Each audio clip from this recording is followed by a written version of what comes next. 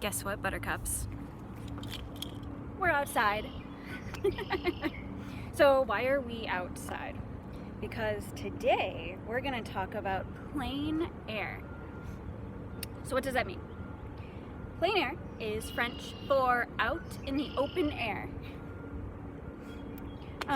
It's the act of painting or making art outside. Getting out of your four walls of your little house or your apartment or your room and going out here and doing art. Plein air was the first time plein air was used was by the French Impressionists in like the mid 1800s. But people have been making art outside forever. That's just the first time the term was used. So drawing and painting outside is really, really good practice because you're forced to create while also paying attention to your surroundings and how your surroundings are changing. So right now it's very cloudy, but later in the day it's supposed to get very sunny, and then eventually the sun is going to set, right? So your surroundings are always going to change, and that can be due to the changing light, that can be due to wildlife or people, it can be due to weather if there's a storm or it's very windy. So your surroundings are always going to change, and a plein air artist has to keep up with that. They have to make art very fast and be very aware of these changes. Plein air to me is kind of about being in the moment. Being in the moment and noticing the details in your environment and really just being outside in nature or in your city and kind of having an art adventure. So what do you need for plein art? One, you need a lightweight backpack to put all your other stuff in. And two, if it is summer, you're gonna want to get sunscreen or possibly a baseball hat. If you are hiking anywhere, you're gonna want good shoes. Closed-toed sneakers are usually the best. Or hiking boots if you're really, really going on a hike and you're trekking into like really rough terrain. You're gonna want bug spray. You're gonna want a towel, an old pillow, or a chair, something that you can take a break on or sit on. Something that's comfortable and steady and durable. Mine is I actually have a rug from my old car that's really, really durable, and that's really nice to sit on. You're also going to want a water bottle, possibly a snack if you're out in nature for a really long time. And then also you're going to want a first aid kit. Just because you're out in nature, you don't know what's going to happen. You fall and scrape your knee, you have a band-aid, right? And then finally, art supplies. So you want your art supplies, and that can be anything from pastels to pencils to paint. You just want to make sure that it's kind of compact, it's easy to carry with you, because remember, you're walking around, you're going outside. And you can also, if you're doing night plein air, which is really cool if you're in a city, you can also bring like a little battery powered light, like a little lantern. And then one last word on the supplies. If you're out in nature, or anywhere actually, what you take with you, you take back.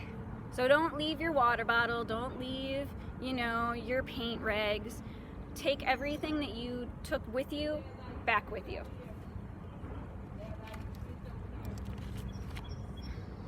Finally, some good tips for outside art.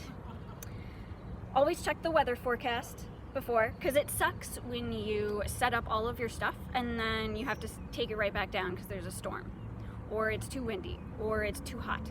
So kind of know your limits, and always be safe.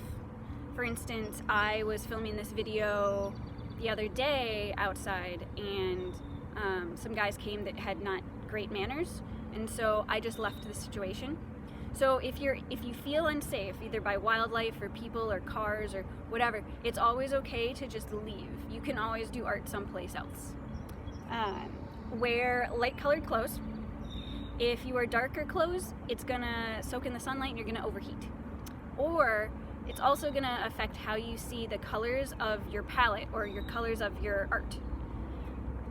And then finally, kind of keep your tools and supplies organized. Because remember, you guys are outside and anything could happen, but also you're keeping up with all those changes I was talking about, right? You want to finish your painting before the sun sets. You want to stop drawing before that storm finally does come over and hit you.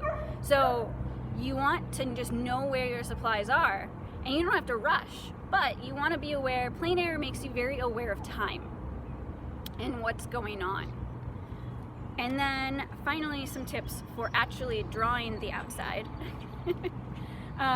If you are drawing water, so I want you to notice the water and the sky usually have the same colors. So reflective surfaces normally have the same colors as the surface they're reflecting, but they're gonna be a lot darker.